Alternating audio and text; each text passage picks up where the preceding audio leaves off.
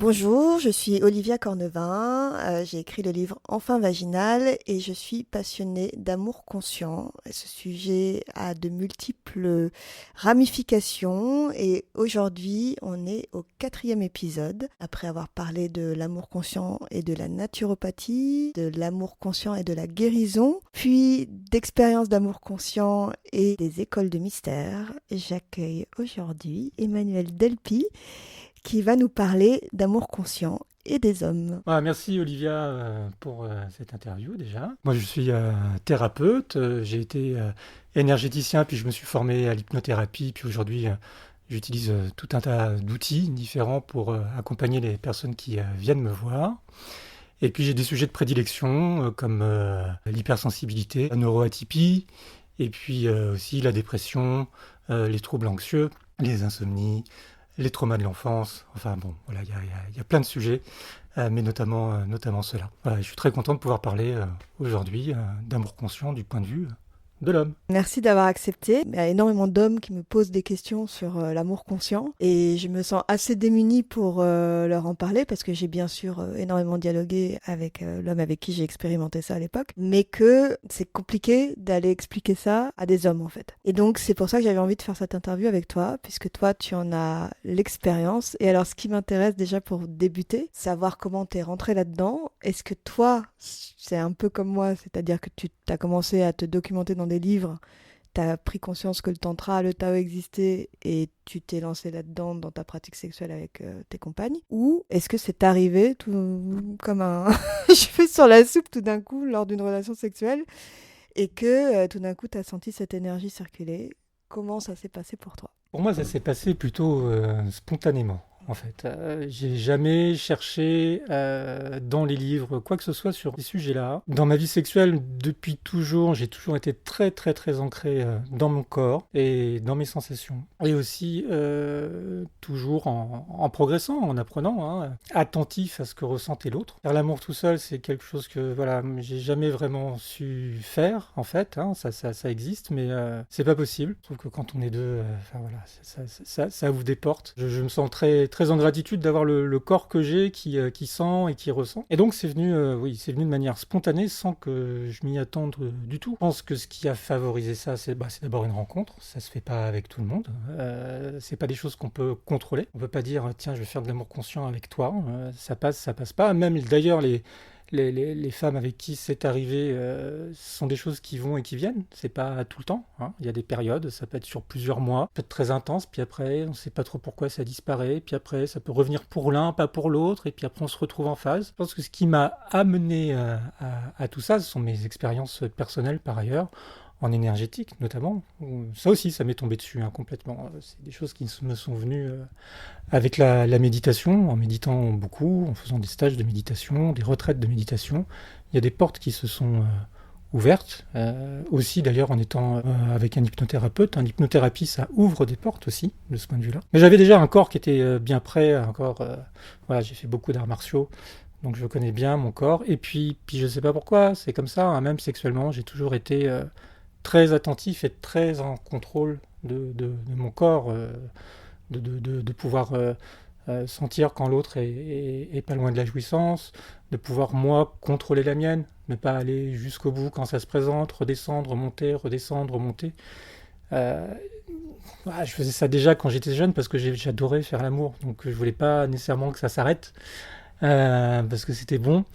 Donc quand ça venait, je disais ah, tout doux, on redescend pour pouvoir faire durer cet échange merveilleux dans la sexualité. Parce que je sais qu'il y a des hommes qui peuvent jouir et puis repartir assez rapidement derrière. Moi, il me faut un petit peu de temps pour recharger. Justement, j'aimerais qu'on décorrèle la jouissance, parce que là, dans ce que j'entends, tu as corrélé jouissance et éjaculation. Pour moi, ce sont deux choses très très distinctes. Et d'ailleurs, l'un des buts de l'amour conscient, c'est de décorréler les deux et de réapprendre pour l'homme à, d'un côté, éjaculer, ok, ça peut être corrélé à la jouissance, mais pas forcément d'ailleurs. Ça peut être très mécanique et très ok, on éjacule et puis on a un orgasme, mais pas forcément l'orgasme de tout le corps dont il va être question ici, je pense. Et du coup, voilà, j'aimerais qu'on fasse juste gaffe à pas dire jouissance pour quand c'est éjaculation. Donc là, tu parlais d'éjaculation en fait.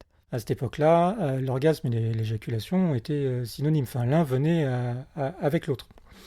Et je suis tout à fait d'accord avec toi que quand on expérimente des relations énergétiques en faisant l'amour, là, c'est complètement différent.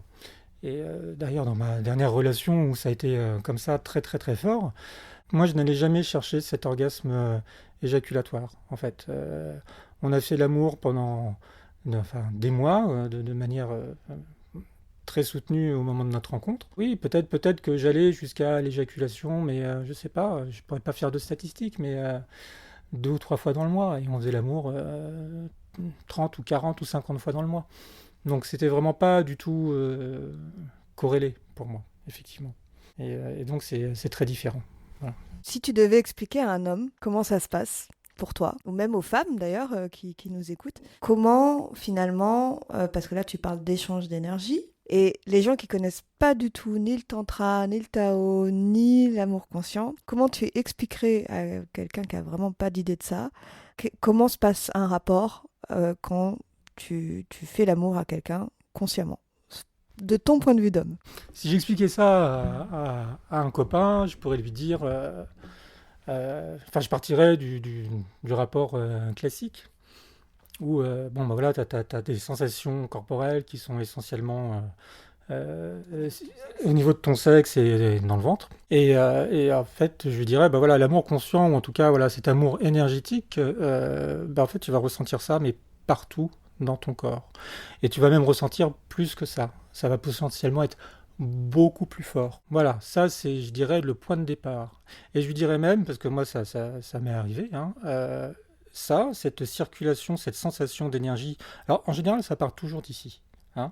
Pas du sexe, mais vraiment pour moi c'est juste un petit peu au-dessus que ça part. Ça part vraiment du ventre ici. Et je dirais, et ça peut arriver, enfin je veux dire, t'es habillé, t'as ta compagne qui est par exemple à califourchon sur toi, qui est habillée elle aussi, il n'y a pas nécessairement de mouvement, et là tu peux sentir la sensation qui commence à partir ici, à envahir le corps, et tu peux même sentir la sensation dans l'autre, parce que c'est ça ce qui se passe aussi à un moment, c'est que euh, tu commences à sentir ce qui se passe chez l'autre, et la limite entre ton corps et le corps de l'autre disparaît petit à petit. Tu ne sais plus, et c'est ça qui est merveilleux, tu ne sais plus où tu t'arrêtes, où l'autre commence, ça fait un tout, et au-delà de ça, même, moi j'ai eu ces expériences-là, ça dépasse ton corps. C'est-à-dire que tu commences à, je ne sais pas comment décrire ça, mais c'est-à-dire que ça dépasse les limites de ton corps. C'est-à-dire que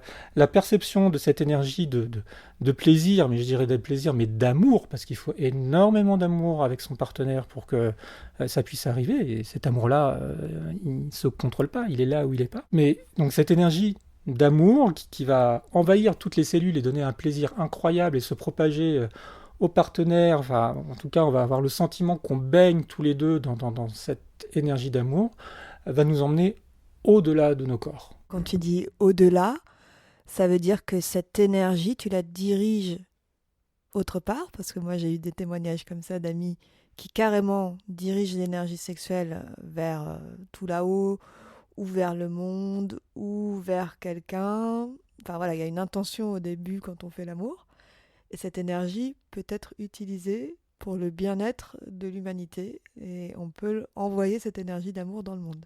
Est-ce que tu as déjà fait ça? Est-ce que c'est ça dont tu parles ou est-ce que c'est autre chose? Alors c'est vrai qu'on peut faire ça, on peut avoir plein d'intentions. Là précisément, ce dont je parlais, c'était vraiment de l'expérience à deux. Et effectivement, cette énergie, on peut, enfin, vraiment quand on est à deux, et on en parlait beaucoup avec ma dernière partenaire, ce qui se passait, c'est que moi, cette énergie que je ressentais autour de moi, à l'intérieur de moi, je la dirigeais à l'intérieur d'elle. Et elle sentait que son énergie, elle la dirigeait tout autour de moi. Donc, en fait, c'était comme si je la remplissais. Bon, ça peut paraître idiot parce qu'effectivement, oui, voilà, hein, c'est l'homme et la femme. Et elle m'entourait. en fait. C'était vraiment ça. Et ça devenait presque océanique, c'est-à-dire qu'elle, elle avait un sentiment d'expansion immense, et moi, j'avais l'impression de... Ouais, elle parlait d'un pilier énergétique que je mettais à l'intérieur d'elle. C'était pas mon sexe, hein, ça n'avait rien à voir avec ça, puisqu'en plus, c'est des expériences qu'on a pu avoir, mais sans pénétration aucune, et même en étant habillé. C'est vraiment un voyage. Et après, l'intention, oui, pourquoi pas la mettre. Moi, j'ai pas fait ça jusqu'à maintenant parce que on était vraiment dans les expériences que j'ai eues. D'abord, ça fait pas longtemps que ça m'est arrivé, ces expériences-là. Ça m'est pas arrivé 1000 fois non plus. Enfin, je veux dire, avec 1000 partenaires. Et donc, bah, on a envie d'expérimenter ça. Et il y a tellement à expérimenter, c'est tellement large que, avant d'arriver à l'idée de, tiens, Mais par rapport à ça, quand même, des fois récentes où on a fait ça, à un moment, ça c'était très très très très beau. À un moment, parce que oui, voilà, on parlait d'orgasme, donc bien sûr qu'il y a des orgasmes énergétiques, du coup, hein, et pour l'homme aussi. C'est-à-dire qu'on arrive à des intensités d'énergie et de plaisir qui sont orgasmiques, hein, avec ou sans érection. Et en général, enfin, c'est complètement décorrélé de l'éjaculation. Et donc à un moment, j'ai eu un orgasme énergétique comme ça. Et c'est tellement bon, et c'était incroyable, et j'ai dit mon amour. Et j'ai dit mon amour, mais en disant mon amour, c'était très étonnant, on en a parlé, on a débriefé après, parce que je lui disais à elle, évidemment, et je lui ai dit, mais j'ai eu aussi le sentiment que je ne disais pas qu'à toi, que je le disais à toutes les femmes que j'ai connues, toutes les femmes peut-être que je vais connaître, et même toutes les femmes, en fait. Donc il y avait cette espèce alors, d'amour au travers de la sexualité, mais d'amour sacré, divin pour toutes les femmes, et ça allait même au-delà, parce que quand j'ai dit mon amour, enfin, j'étais presque connecté, enfin ça m'a surpris, mais j'étais connecté à la terre, presque certains diraient Gaïa. Voilà, c'était ça, c'était tout mon amour d'homme pour le féminin, mais pour tout le féminin, toutes les femmes, tout ce qui est féminin. Et encore une fois, c'est pas quelque chose que j'avais lu et que j'ai cherché à atteindre, ça s'est présenté, mais complètement spontanément. Mais alors, quelle expérience! Quelle expérience! Ça fait rêver. Non, mais alors, justement, je trouve ça. Alors, j'essaye de corréler tout ça aux expériences que j'ai déjà entendues d'amis à moi qui pratiquent également. Et une amie à moi m'avait dit que lorsqu'elle faisait l'amour avec son compagnon, dont elle était très amoureuse, ils étaient très amoureux tous les deux, elle commençait à voir, et ça se rapproche un peu de ton expérience, l'archétype de l'homme. Elle le voyait comme un prince tout d'un coup, alors que voilà, c'était son mec, mais c'était comme si une autre image archétypale du masculin se superposait à son mec. Et la même chose que toi, si tu veux, elle ressentait l'amour pour l'homme, le masculin. Et pas forcément son mec qui était en face d'elle, c'était plus grand, c'est un peu ce que tu décris. Alors elle le décrivait plutôt en un truc vraiment visuel, où elle voyait un archétype masculin de prince se superposer sur le visage de son homme, mais ça reste, je pense, dans la même idée. Et justement, est-ce que toi, tu as eu ces visions archétypales de la femme? Est-ce que tu as vu un autre visage se superposer sur le visage de ton ex-compagne ou pas? Ça, c'est très intéressant parce que je me souviens une fois, effectivement, donc on faisait l'amour, hein, c'était quelque chose de très intense, et on se regardait dans les yeux, et effectivement, j'ai vu son visage changer, mais sur elle, en fait. Il y a différents visages qui sont passés. C'était très émouvant, c'était très très beau. Et ça, c'est bon, c'est des expériences qu'on peut avoir aussi, qu'on peut d'ailleurs faire en auto-hypnose quand on se regarde soi-même devant un miroir, hein, par exemple. Ça, c'est des choses qui peuvent arriver, ou quand on regarde un objet très longtemps et qu'on est dans un état particulier. Mais oui, oui, effectivement, ça m'est arrivé. Quand elle était, enfin souvent quand elle était sur moi, et d'ailleurs ça c'est une porte d'entrée que je recommande, hein. Et d'ailleurs quand on lit les 112 méditations tantriques, si j'ai quand même lu un truc sur le tantra il y a très longtemps, c'est Pierre Feugat qui a traduit et commenté. Ça c'est vraiment un super bouquin. Donc c'est un texte vraiment original, hein. C'est la la Vijnanabhavara Tantra, hein, donc vous voyez, je suis vraiment un grand spécialiste de cette langue. Non, mais ce qui est vraiment bien là-dedans, c'est que c'est extrêmement bien commenté par Pierre Feugat. Donc ça explique toutes ces 112 méditations, et d'ailleurs on s'aperçoit que dans le Tantra, il n'y a pas que la sexualité, puisque dans les 112 méditations, il y en a à peu près 12 qui sont consacrées à la sexualité.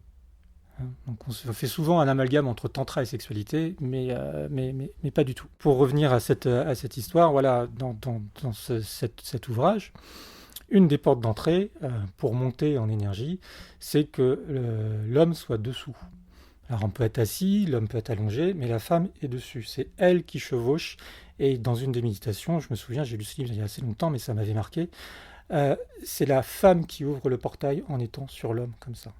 Et l'homme est au service à ce moment-là de la montée en puissance de la femme. Ça inverse complètement nos rapports classiques et sans doute dépassés, mais c'est quelque chose de très très beau à vivre.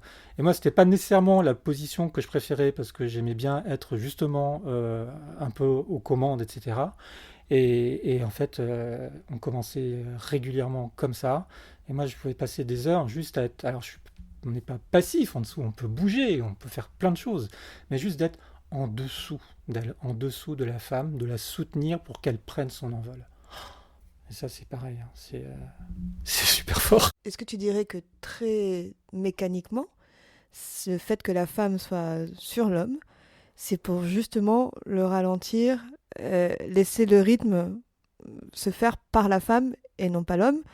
Est-ce que tu dirais que c'est ça? Ou est-ce que tu dis, et quand tu dis porte d'entrée, tu veux bien me spécifier ce que tu veux dire par là? Ça veut dire que du coup l'énergie va circuler parce que c'est la femme qui met en mouvement plutôt?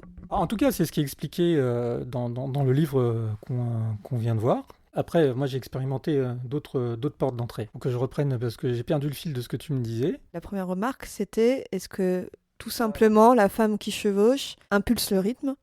Et du coup, c'est pour ça que cette porte d'entrée est importante, c'est que la femme doit être sur l'homme pour pouvoir impulser son rythme à elle et non pas que l'homme y aille et pouvoir faire que ce soit lent, etc. Et la deuxième remarque, c'était, non, tu parlais des différentes portes d'entrée. Moi, j'ai pas ressenti que c'était nécessairement pour que la femme impose son rythme, mais j'ai plus senti que c'était pour qu'elle puisse prendre son espace, en fait. Classiquement, on dit que voilà, c'est l'homme qui prend la femme, c'est juste à certains égards. Mais là, c'est véritablement pour qu'elle puisse prendre son espace. Donc, qu'elle puisse véritablement s'ouvrir complètement à elle-même et que ce ne soit pas l'homme qui l'ouvre, mais qu'elle s'ouvre avec l'homme. Et à partir de là, une fois qu'elle s'est ouverte, plein de choses peuvent se passer. Donc, ce n'est pas nécessairement une question de rythme lent ou rapide, c'est une question d'être aux commandes, d'avoir l'espace, de ne pas avoir l'homme sur soi, d'entrer tout de suite, enfin sur soi dans le sens, pas la posture, mais d'être prise dans l'énergie de l'homme, mais de pouvoir se connecter à son énergie à soi, de femme d'abord. Et une fois que l'énergie de la femme, elle est là, du coup elle est prête à accueillir l'énergie de l'homme. C'est dans ce sens-là que ça se passe. Ça ne se passe pas dans l'autre sens. C'est pour ça qu'on ne force pas, c'est pour ça qu'on n'y va pas comme un bourrin, c'est pour ça qu'on écoute. Et c'est pour ça qu'il faut aussi développer chez l'homme parce que une capacité de retenue, de détente. Voilà. Et plus la femme a l'espace pour s'ouvrir, plus derrière l'homme peut se permettre d'aller, mais alors du coup très très fort dans la femme. Je ne parle pas nécessairement physiquement, mais avec son énergie. Voilà. Et c'est ça qui ouvre le portail énergétique et qui va pouvoir faire circuler et faire entrer dans cette expérience particulière. Mais il y a d'autres portes, parce que justement, une fois qu'on a une relation avec quelqu'un, qu'on est habitué, la femme, elle peut prendre sa place et son espace dans d'autres postures aussi. Ça peut être très rapide. Donc après, il n'y a pas nécessairement de règles.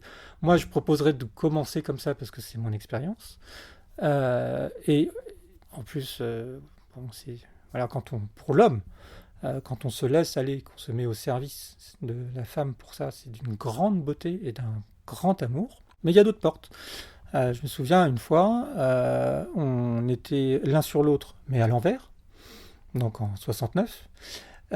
Et là, j'ai senti l'énergie qui circulait de manière complètement circulaire, et je le sentais, hein, ça passait de ma bouche à sa bouche, de sa bouche à mon sexe, et ça traversait nos corps. Et quand je vous disais tout à l'heure qu'on sent ce qui se passe à l'intérieur de nous, mais qu'on sent aussi ce qui se passe à l'intérieur de l'autre, c'était vraiment ça. Et je sentais, et ça tournait, ça tournait, ça tournait, ça tournait.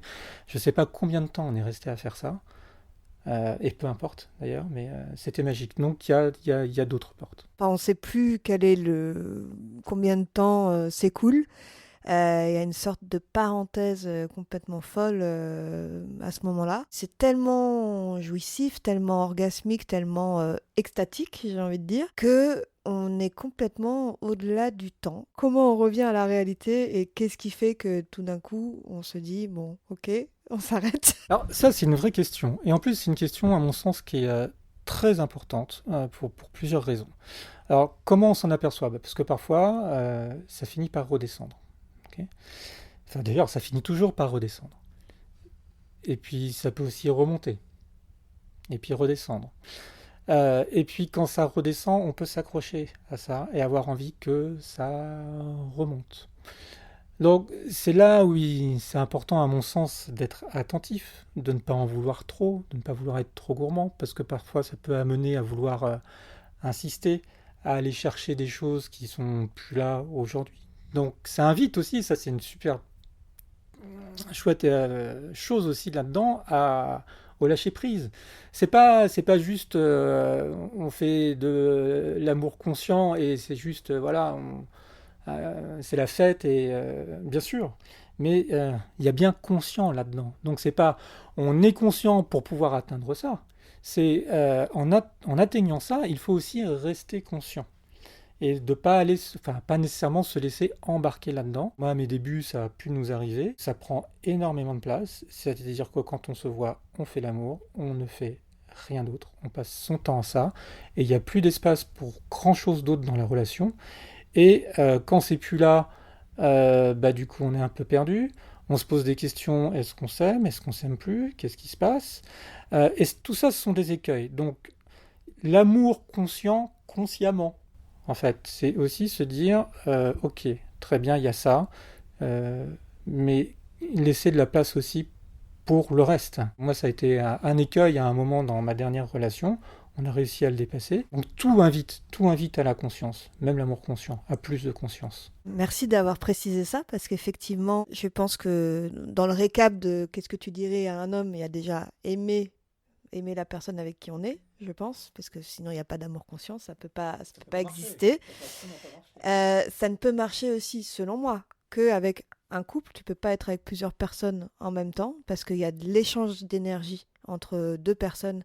Et cette circulation d'énergie, si tu fais rentrer l'énergie de quelqu'un d'autre dedans, elle rentre dans ton énergie et c'est pas possible en fait. Enfin, selon moi, c'est pas possible. J'ai pas d'expérience là-dessus, donc j'ai jamais tenté à plusieurs, donc je saurais pas dire. La troisième chose, c'est qu'effectivement, il y a peut-être ce mouvement de lenteur quand même initialement, ou en tous les cas, oui, la possibilité pour l'homme de maîtriser son éjaculation, donc d'être capable de vraiment retarder ce moment-là le plus possible pour que justement laisser la place à la circulation d'énergie de se faire.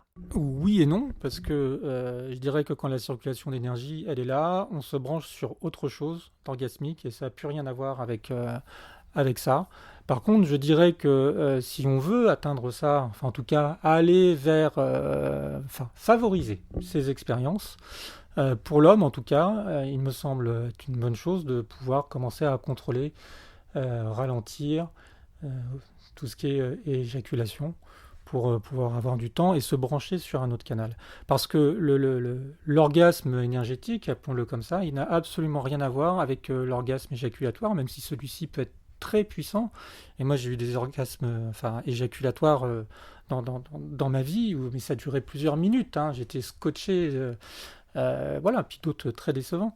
Mais alors, c'est pas évident parce que ce sont des énergies quand même connexes. Hein. Mais ce qui est sûr, c'est que si on reste juste branché sur je veux mon orgasme éjaculatoire, c'est à mon sens pas la bonne direction pour favoriser de l'amour conscient énergétique. Ça, c'est sûr. Peut-être la quatrième chose, c'est d'être conscient du moment présent. C'est de faire comme si c'était une méditation. et d'être toujours branché sur chaque centimètre de peau, chaque sensation. Voilà, c'est ce qui nous raccroche au moment présent et qui nous empêche d'aller dans je veux un orgasme, je veux ou voilà, une performance ou quoi que ce soit. Et ça, pour moi, à mon sens, c'est très important, c'est de justement lâcher cette envie d'orgasme et juste d'être connecté à l'autre, de se regarder, parce que ça, c'est hyper... Enfin, tu l'as pas dit comme ça, mais finalement, c'est important de se regarder tous les deux pour se connecter aussi. Et alors, tu parlais de la circulation d'énergie entre vous deux. C'est peut-être pas clair pour les gens. Je pense qu'il est important de parler du souffle, peut-être, à ce moment-là, et de souligner à quel point c'est important. Alors, il y a beaucoup de gens qui arrivent, et justement, si vous allez voir le troisième épisode, et la partie où j'ai interviewé Sarah, qui parle de ça. À un moment donné, elle parle du fait qu'elle a fait donc cet exercice qui est de se mettre face à son partenaire. Et elle souffle et lui inspire. Et elle inspire son souffle et lui, quand elle expire, il inspire son expiration. Et donc, ça circule aussi via le souffle. Est-ce que toi, tu as eu cette impression-là ou ça s'est fait naturellement et tu n'as jamais utilisé le souffle comme un moteur pour lancer le truc, en fait? Moi, dans mes expériences, j'ai vraiment pas de mérite, hein. Ça s'est présenté de manière tellement spontanée. Avec ma dernière compagne, quand on voulait favoriser quelque chose de cet ordre-là et qu'on sentait qu'on n'était pas complètement harmonisé, que c'était pas tout à fait là, avant même de se déshabiller, on se mettait soit debout face à face, la façade collée, mais le plus souvent assis, donc à califourchon, elle était à califourchon sur moi, ses jambes derrière moi, et la façade collée. Et alors pour le coup, on respirait plutôt ensemble. On respire, enfin ça se faisait assez naturellement. Soit on respirait ensemble, soit, oui, j'ai des souvenirs comme ça aussi, où je respirais à contre-courant, parce que je sentais son ventre se gonfler contre le mien, donc à ce moment-là, moi j'expirais. C'est juste, je connaissais pas cet exercice, tu vois, donc je te parle vraiment des choses de manière complètement spontanée. Tu me dis, ah bon, donc il y a un truc comme ça qui existe. Moi, j'ai cette chance ou pas, enfin en tout cas, c'est mon chemin. Moi, les choses se passent de manière spontanée et comme dans ma pratique thérapeutique aussi, tout est venu de manière spontanée, que ce soit l'énergétique, l'hypnothérapie, parce que j'induisais des états hypnotiques chez les gens en faisant des méditations guidées, sans même avoir l'idée de le faire. Donc voilà, tout est spontané, mais je comprends et c'est une bonne chose qu'il y ait des exercices qui soient écrits et qu'on puisse les pratiquer si on veut atteindre ça. Donc oui, je comprends ce va-et-vient du souffle pour attiser le feu. Et en plus, même s'il n'y a rien qui débouche de ça, juste le fait d'être collés l'un contre l'autre comme ça, de respirer ensemble au même rythme ou à contre-courant, c'est déjà ça en soi, c'est une expérience d'amour. Juste ça. Juste ça, d'être collé à sa partenaire, de respirer avec elle. Euh, Moi, j'ai pas de mots. Alors vous imaginez pour le reste, il y a même encore moins de mots. Moi, j'avais fait cet exercice en stage de tantra avec un homme que je connaissais pas d'ailleurs, et j'étais pas super à l'aise avec cette idée-là de faire ça avec quelqu'un avec qui j'étais pas partenaire. Malgré tout, je l'avais fait en m'interrogeant bien sur si c'était juste pour moi ou pas, et je m'étais dit allez, on essaye. Et c'est vrai que, alors, j'avais pas senti particulièrement l'énergie circuler, et c'est vrai que comme toi, ça s'est produit très naturellement avec un compagnon. Et ça s'était pas produit avec les autres avant, même si je disais sur le tantra, etc. Et je pense qu'il y avait vraiment... Enfin, l'amour est hyper important, l'ingrédient amour est hyper important. Si on n'aime pas son partenaire, ça ne marche pas, en fait. Si on n'est pas profondément amoureux de son partenaire. J'ajouterais aimer d'une certaine manière. C'est pas de l'amour, je t'aime parce que j'aime les projections que j'ai balancées sur toi. C'est pas du tout ça. Je t'aime parce que t'as un joli cul, ou je t'aime parce que tu me fais rire, ou je t'aime. Par contre, ça me saoule un peu chez toi. Comment on peut faire? Non, non. Moi, ma dernière compagne, parce que pour être totalement franc avec vous, moi j'ai eu des prémices d'expérience énergétique comme ça avec un certain nombre de femmes, mais ça, je l'ai vu a posteriori. C'est-à-dire que j'ai vu que c'était déjà là et que j'avais déjà touché ça du doigt sans m'en rendre compte. Mais c'est uniquement avec cette femme-là, ma dernière compagne, que que ça s'est révélé comme ça. Et c'est aussi uniquement avec cette femme-là que j'ai eu cet amour-là. C'est-à-dire l'amour, pour vous le décrire, là, cet amour que c'est je t'aime, mais je t'aime intégralement, avec tout, sans discussion. Après, je pose mes limites, évidemment. Hein. Je ne prends pas nécessairement tout de toi, mais j'aime absolument, au fond de moi, c'est mon âme qui aime ton âme, c'est mes cellules qui aiment tes cellules. Euh, je, je prends tout, et je sens que toi aussi, tu prends tout, tu reçois tout de moi, et il n'y a pas de questionnement. C'est cet amour immense, inconditionnel, euh, profond. Euh, pour mieux en parler, il aurait fallu que je prépare. mais mais c'est vraiment ça. Donc c'est vraiment un amour complètement global de l'autre. Un amour qui, à part la présence de l'autre, n'attend rien. Et encore, je veux dire, l'autre peut s'en aller. Euh, c'est un amour inconditionnel. Inconditionnel dans le sens où on pose quand même ses limites. Si on n'est pas d'accord avec ce que fait l'autre, on le dit. Mais on ne l'aime pas moins pour ça. C'est vraiment ça la différence. Quoi qu'il fasse, même si on n'est pas d'accord, on ne va pas l'aimer moins. Et moi, dans ma vie, souvent, alors bon, il y avait toute la période amoureuse. Bon, moi, j'étais shooté aux hormones, et j'étais addict à ça, même à une période de ma vie. Puis en général, ça redescendait. Et après, je me disais, merde, qu'est-ce que je fais? Et puis je découvrais la personne que j'avais en face de moi. Je dis, ah ouais, et donc là, je m'apercevais toutes les projections que j'avais faites et je découvrais qui était la personne en face de moi.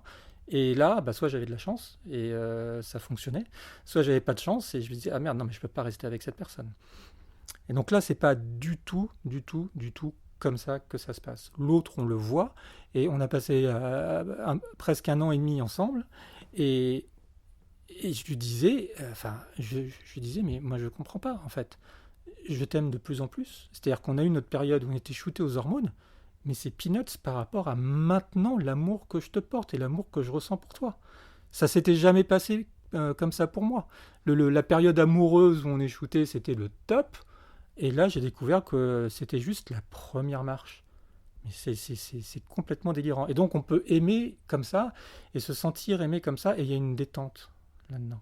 Parce qu'on est accepté, on accepte l'autre, donc on ne se pose plus de questions par rapport à est-ce qu'elle est assez bien, ou est-ce qu'il est assez bien, ou est-ce que ceci, ou est-ce que tout ça, ça n'existe plus. Les seules questions qu'on se pose, c'est comment est-ce qu'on construit ensemble.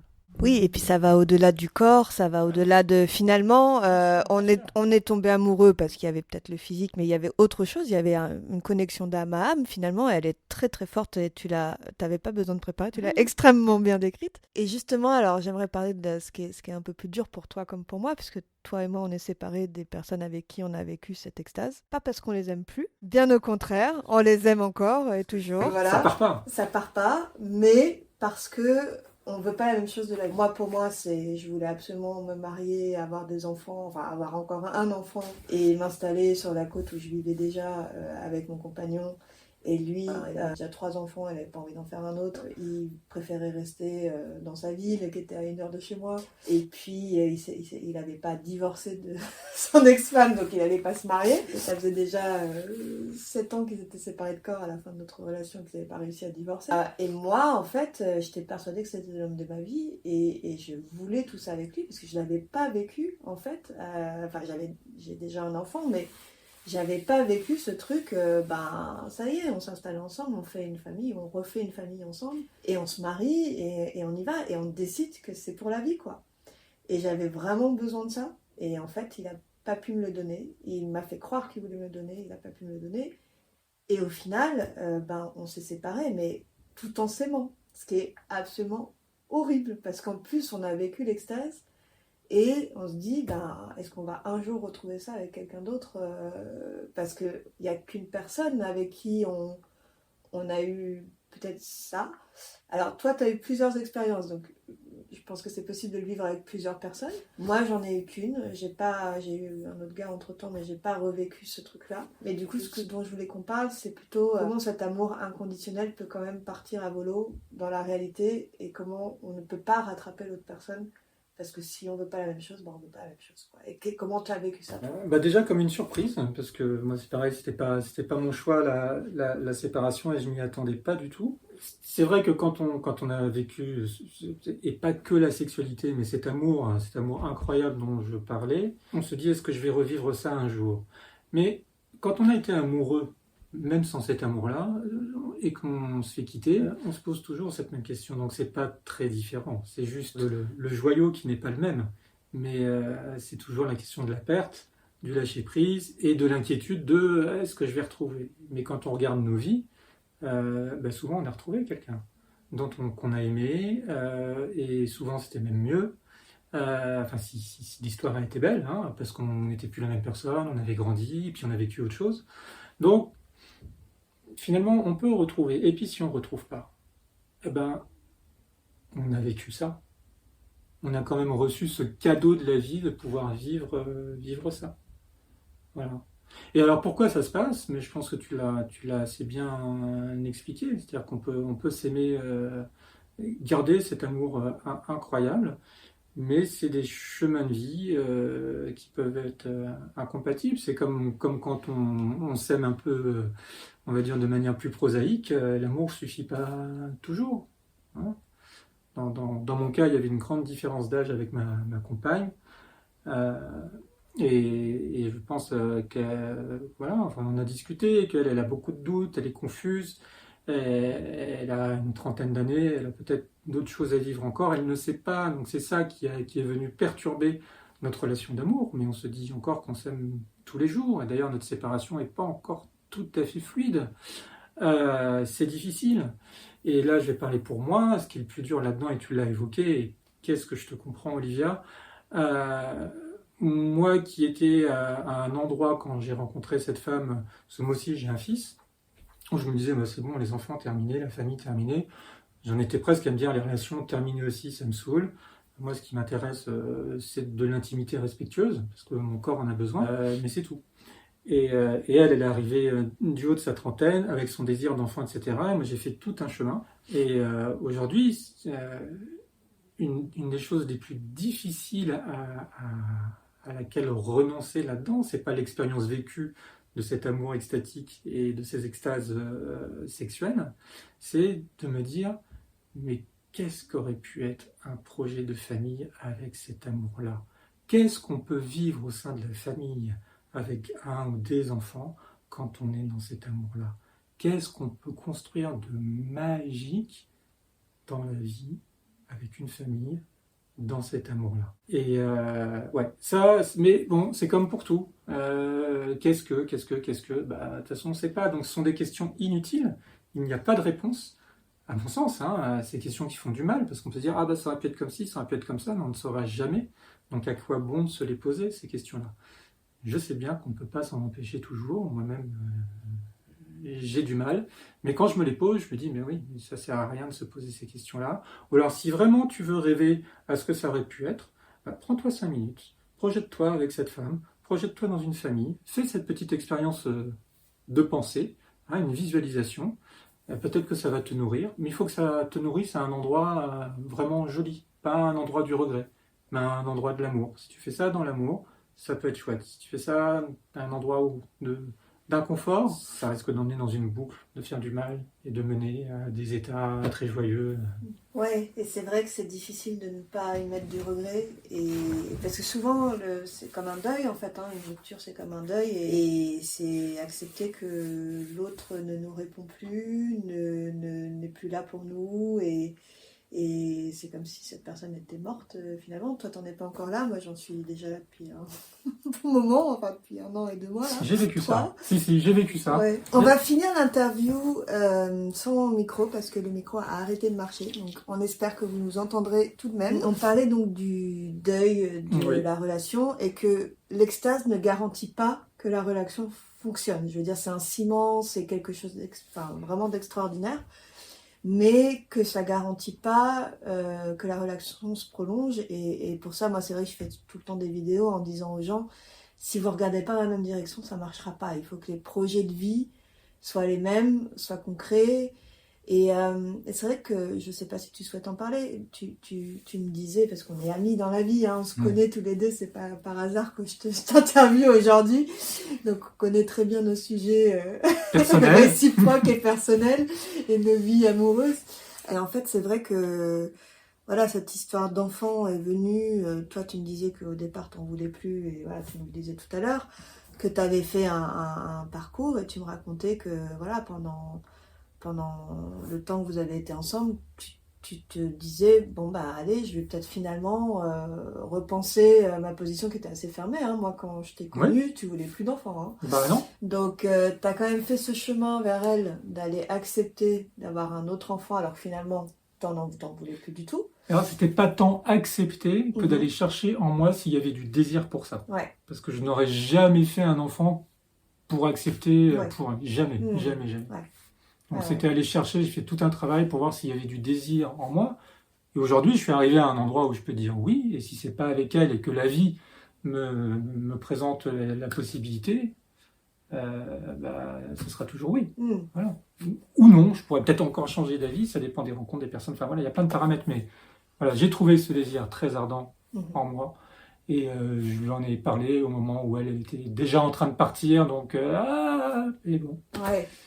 C'est comme ça. Bah après, c'est vrai que bon, moi qui ai ce désir très ardent depuis très longtemps d'avoir un autre enfant, j'ai toujours voulu 2 enfants, et qui rencontre des hommes qui n'en veulent pas, et qui sont, bah du coup, qui correspondent pas du tout à ce désir-là. En fait, je trouve ça étonnant, en fait, même que tu aies réussi à retrouver ce désir alors que t'en voulais plus du tout. Bon, qu'est-ce qui a fait que ça a changé? Alors, ce qui a fait que ça a changé, c'est l'amour. Ouais.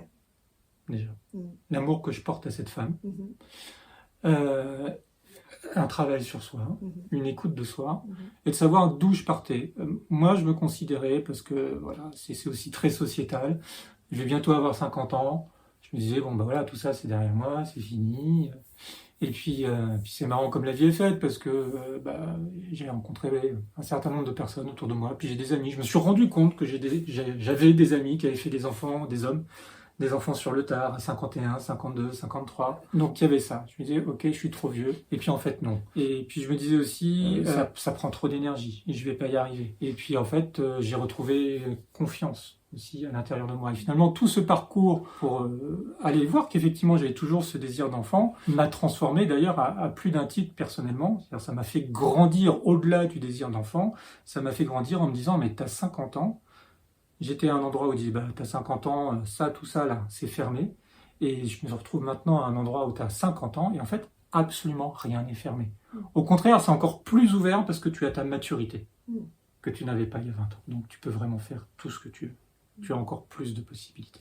Donc ça, c'est un cadeau. Ouais, c'est un cadeau, et je te remercie de t'ouvrir là-dessus, de le dire, parce qu'en fait, j'ai la sensation, et même je suis persuadée, que l'expérience de chacun aide les autres dans leur propre vie, en fait, à faire des choix, à prendre du recul et à comprendre, peut-être que ce que tu as dit va ouvrir l'esprit d'autres hommes qui pensaient aussi que tout se terminait à un certain âge et qui se rendent compte que finalement... En tout cas, qu'un certain nombre de choses se terminaient, oui, effectivement. Oui, mais qu'en fait, il y a encore des choses qui sont ouvertes. Et surtout pour vous, les hommes, vous pouvez faire des bébés plus longtemps si vous voulez. Enfin, tant que vous avez une compagne plus jeune, ça marche. Non, puis au-delà des bébés, en fait, tant qu'il y a de la vie, il y a de la vie. Il y a de la vie. En fait, il ne faut pas s'arrêter avant, c'est dommage.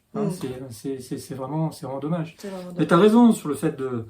Voilà, les échos que ça peut faire de partager ces expériences de vie. Et d'ailleurs, voilà, moi je prépare des vidéos pour monter une chaîne autour de mon parcours, pourquoi je suis devenu thérapeute, mais aussi qu'est-ce qui m'a amené là, les épreuves que j'ai pu traverser, comme la dépression notamment, et puis d'autres choses encore. Bon, voilà, j'espère que vous suivrez ça, si le cœur vous en dit.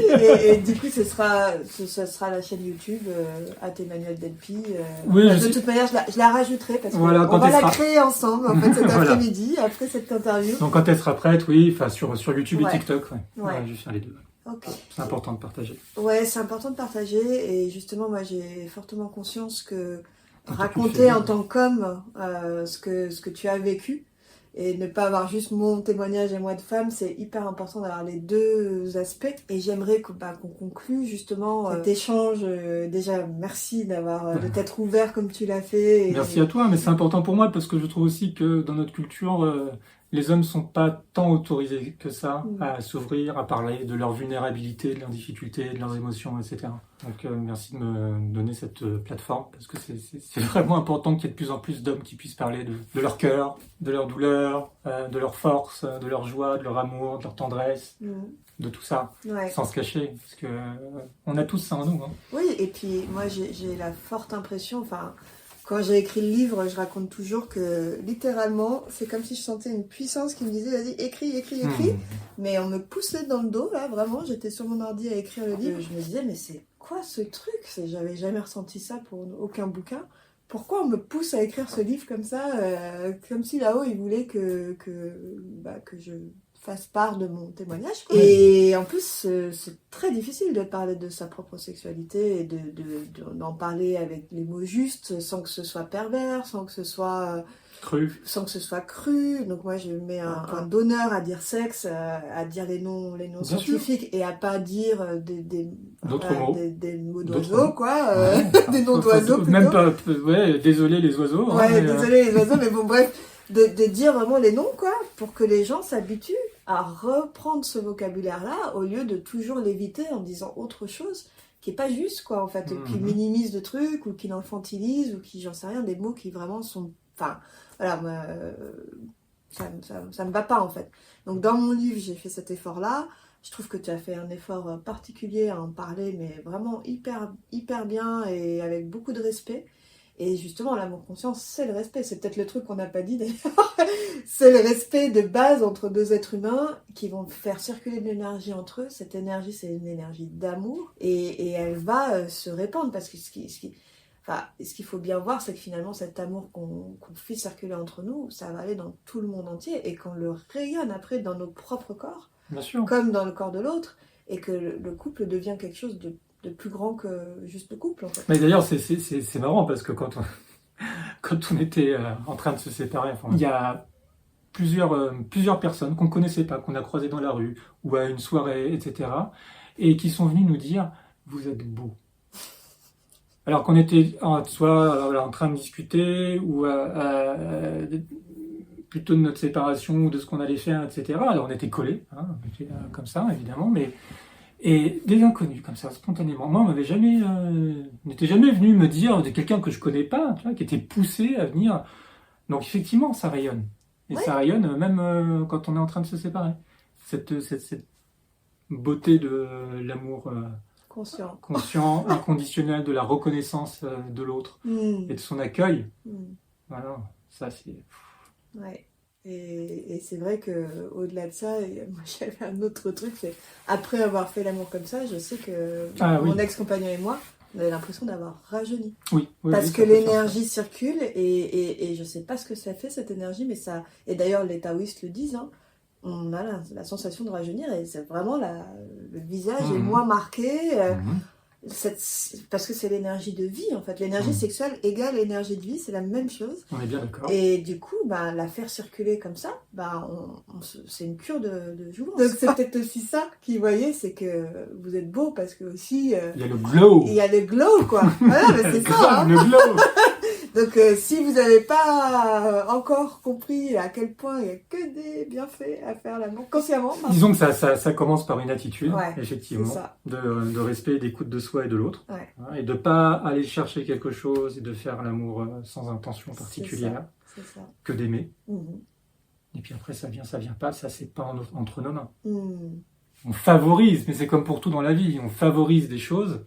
Et après, c'est l'univers qui propose. Hein. Moi, je vois les choses comme ça. Tout à fait. On n'a pas de contrôle. Bon, en tous les cas, on va te suivre sur les réseaux. Donc, je vais mettre tes chaînes pour que les gens puissent te suivre en description sous la vidéo. Donc, pour ceux qui nous écoutent en podcast, il s'appelle Emmanuel Delpy. Il est thérapeute à Paris. Et en visio. Donc, vous pouvez le contacter dans l'espace francophone. Tu parles anglais aussi Oui, je parle anglais. Et voilà. Vous pouvez me contacter, notamment donc, sur les questions d'amour conscient. Voilà. Au pire, vous allez sur mon site oliviacornevin.com.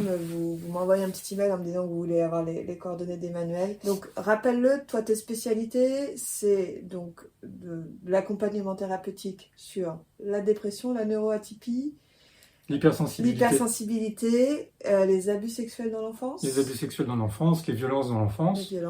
Mais c'est aussi, comme on vient de le dire, voilà, donc il y a tout ce panel-là, mais c'est aussi accompagner les gens qui ne sont pas nécessairement dans ces situations-là vers une conscience plus profonde d'eux-mêmes, vers une écoute plus profonde d'eux-mêmes. En fait, moi, je partage mon expérience, mon parcours, et en tant que thérapeute pour sortir de la douleur, mais aussi pour aller plus loin dans la conscience de soi. J'accompagne aussi par rapport à ça.